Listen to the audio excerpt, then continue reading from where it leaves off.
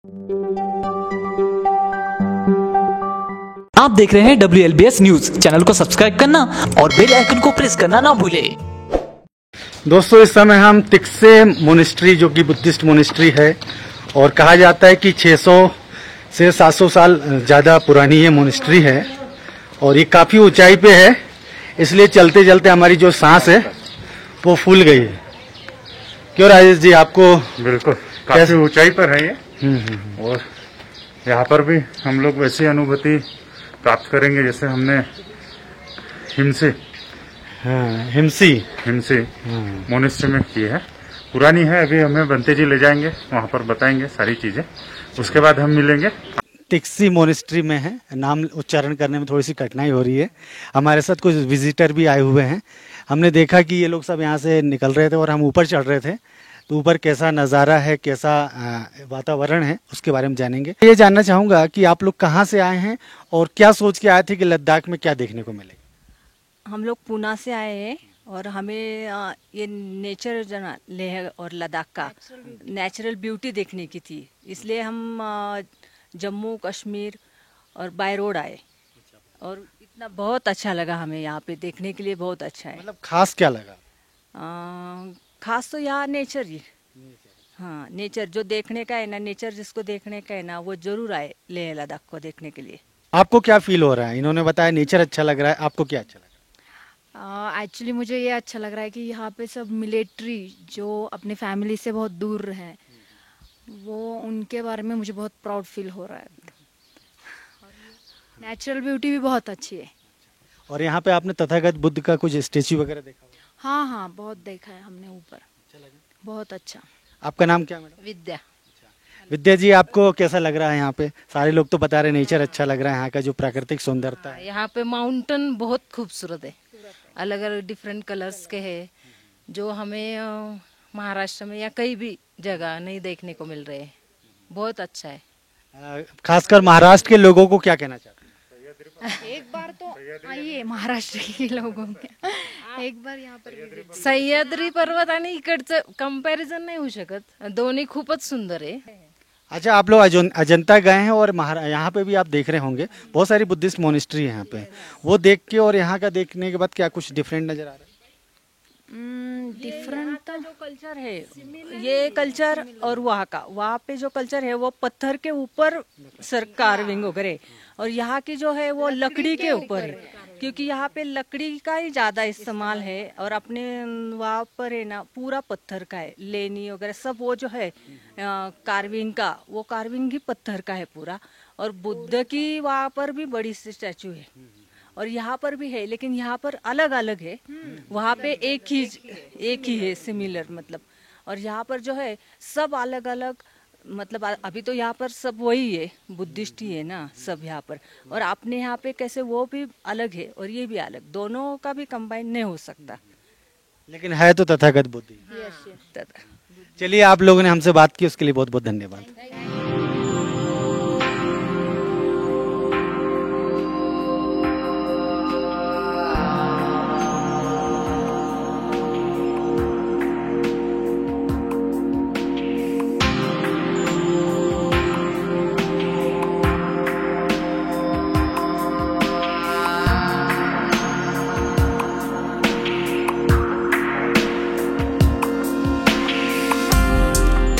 तो ये मोनेस्ट्री देखने के बाद आपको क्या महसूस हो रहा है? देखिए, इससे पहले हम जो मोनेस्ट्री देखने गए थे, हिमिस मोनेस्ट्री, वो लगभग 1000 साल पुरानी है। ठीक है, उसके बाद हमें भंते जी यहाँ पे लाए हैं। ये करीबन 600 से 500-600 साल पुरानी ये भी मोनेस्ट्री है और ये भी काफ़ी ऊंचाई पर बसी हुई है। यहाँ से जो आप प्राकृतिक नज़ारा देखेंगे मोनेस्ट्री के ऊपर से, ये भी हिमालय के पर्वत, यहाँ पे एक अद्भुत नज़ारा होता है, एक अचंभित करने वाला नज़ारा यहाँ पे हमको देखने को मिलता है। हाँ, तो कहने की बात यह है कि उस जमाने में इतने ऊंचाई पर, जहाँ पे ऐसे स्लैब, जो हम कंक्रीट का स्लैब बनाते हैं, ऐसी कोई तकनीक नहीं थी। हम जो यहाँ पे खड़े हैं आज, ये 3 से 4 मंजिला इमारत पे खड़े हैं और ये शुद्ध रूप से मिट्टी, पत्थर और लकड़ी की बनी हुई है और इतने सालों बाद आज भी मजबूती से टिकी हुई है। तो आप, ये चीज़ मुझे बहुत अचंभित कर रही है यहाँ पर कि मतलब क्या वैज्ञानिक दृष्टिकोण रख के इसे बनाया गया है। और ये आज भी जैसी की वैसी है। आज भी इतना ही भार सहन कर पा रहा है, कोई टूट फूट नहीं है। और यहाँ के जो मोंक लोग हैं उन्होंने बुद्धिस्ट कल्चर को सहेजने में इतना प्रयास किया है। सभी मंदिर आज भी इतनी अच्छी तरह से रखे हुए हैं। मैंने यहाँ पे देखा कि हर मोनेस्ट्री में एक मुख्य मंदिर होता है जहाँ पे तथागत गौतम की मूर्ति होती है, और हर एक मूर्ति के बाजू में बहुत पुराने जो है चित्र बनाए हुए हैं। ऐसा लगता है कि ऑयल पेंट से बना है, पर वो किसी और पदार्थ से बनाए हुए हैं। और सभी में जो बुद्धा के अनेक रूप दर्शाया है, उसमें आप बुद्धा के उसमें फेस देखेंगे तो अलग अलग बुद्धा के फेशियल एक्सप्रेशन है, वो सभी अलग अलग है। और मैंने भंते जी से इसके बारे में पूछा भी था, तो उनका कहना है कि एक ही बुद्धा को अलग अलग काम करने हैं तो उसको अलग अलग रूप में दिखना जरूरी है।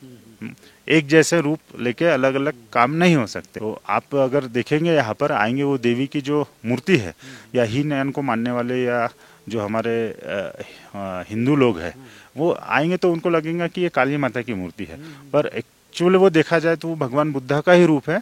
अलग अलग जो एविल्स, जो बैड हैबिट्स है, उनको खत्म करने के लिए वो एक सिंबॉलिक फॉर्म में, वैसे ही उनके बहुत सारे हाथ है, मतलब अलग ही रूप है। वो देखने का एक अद्भुत नज़ारा है। और इतनी पुरानी मूर्तियाँ हमें पास से देखने को मिल रही है। और यहाँ पे एक पुरानी लाइब्रेरी भी है, बहुत पुरानी लाइब्रेरी है, और वहाँ पे उतने ही पुराने दस्तावेज अच्छे से सहज के रखे हुए हैं। और वो दस्तावेज के हमने पन्ने भी देखे हैं, वो अलग ही मटेरियल के बने हैं, अभी भी एज इट इज़ है। हालांकि अभी उनको ज़्यादा पढ़ने में यूज़ नहीं होता है, भंते जी जैसे बता रहे, उनके जो है कॉपी कर ली गई है और उसी से मॉन्क लोग स्टडी करते हैं। पर बहुत सारे दस्तावेज है, मतलब एक बहुत रोमांचकारी अनुभव होता है कि इतने सालों से ऐसी लाइब्रेरी इतने ऊंचाई पे अभी भी सहज के रखे है। और ये हम जो लद्दाख में खड़े हैं, ये कोई साधारण स्थल नहीं है। यहाँ पे प्राकृतिक आपदाएं बहुत होती है सालों साल, उसके बाद भी ये प्राकृतिक आपदाओं के बीच में ऐसी मोनेस्ट्री एक अडिग रूप से खड़ी है, तो ये बहुत ही विस्मयकारी है। मैं तो सभी लोगों से अनुरोध करूंगा कि लद्दाख में अगर आप लोग आते हैं, तो आप लोग अगर आते हैं तो सिर्फ नेचुरल ब्यूटी को देखने आते हैं, वहाँ तक अच्छी बात है, पर नेचुरल ब्यूटी के साथ में इसका जो रिच हेरिटेज कल्चर है, बुद्धिस्ट कल्चर है, इसे भी देखना ही चाहिए। मैं एक ऑब्जर्व कर रहा हूँ कि यहाँ पे एक सिंधु रिवर बहती है। सिंधु रिवर के पैरेलल में इधर उधर मोनेस्ट्री बनी है। मतलब सिंधु रिवर की जो संस्कृति है, उसके आजू बाजू जो बौद्ध संस्कृति पनपी है, इसमें सिंधु नदी का कहीं ना कहीं बहुत बड़ा योगदान है। मतलब हम मान सकते हैं कि उस समय हो सकता है पानी का स्रोत हो या जिस रूप में भी, पर इसी नदी के आजू बाजू बहुत सारी मोनेस्ट्री हमको देखने को मिलती हैं। तो सभी जो भी दर्शक है लद्दाख आते हैं, तो मेरा उनसे यही अनुरोध है कि आप टूरिस्ट बन के आते हैं यहाँ पे, प्राकृतिक दृश्यों को, नज़ारों को देखने के लिए आते हैं, पर बेटर ये है कि आप है ना ऐसे बुद्धिस्ट मोनेस्ट्री को भी देखिए, जो हमको अपने आप में खुद को मैं ऐसा महसूस करता हूँ कि मैं खुद 400-500 साल पीछे आ गया हूँ, क्योंकि 400-500 साल, 1000 साल पुरानी चीज़ों को मैं खुद टच कर रहा हूँ, खुद महसूस कर रहा हूँ हाथ लगा के। तो एक मुझे तो बहुत रोमांचकारी अनुभव हो रहा है। तो सही में आप आएंगे तो बुद्धिस्ट जितनी भी मोनेस्ट्री है यहाँ पे पुरानी, उनको आप जरूर यहाँ पे मुलाकात कीजिए, उनके जरूर भेंट दें, यहाँ पे आपको भी वैसा ही अनुभव होगा। चलिए राज जी, आपने काफ़ी महत्वपूर्ण बातें बताई, उसके लिए बहुत बहुत धन्यवाद। दोस्तों, इस स्थल के बारे में जितना भी बोला जाए कम है, क्योंकि इसका इतिहास बहुत बड़ा है। तो इसलिए आप एक बार आए और एक बार देखें और इसको बस समझने का प्रयास करें। तो जैसा कि राजेश जी ने कहा कि जैसे मैं यहाँ आया तो मुझे ऐसा लग रहा है कि मैं 400-500 साल पीछे चला गया हूँ। तो ये एक हकीकत बात कह रहे हैं, मैंने खुद ये बात अनुभव की है।